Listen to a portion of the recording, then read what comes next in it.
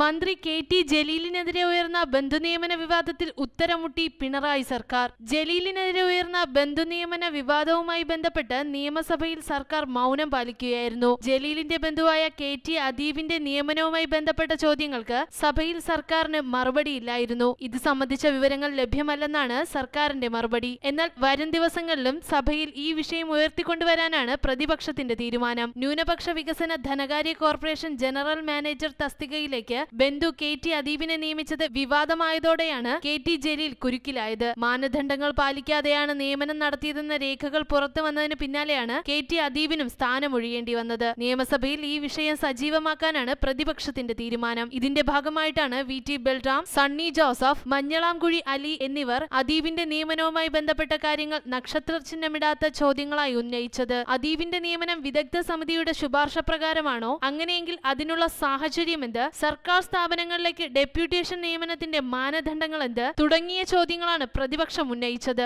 സർക്കാരിന്റെ മൗനവും വിഷയം സംബന്ധിച്ചുള്ള വിവരങ്ങൾ ലഭ്യമല്ല എന്നുള്ള മറുപടിയും പ്രതിപക്ഷത്തിന് വലിയൊരു പിടിവള്ളിയായതിനാൽ പ്രതിപക്ഷം സഭയിൽ വീണ്ടും ഈ വിഷയം ഉയർത്തിക്കൊണ്ടുവരാനാണ് സാധ്യത. News desk, Malayalam express.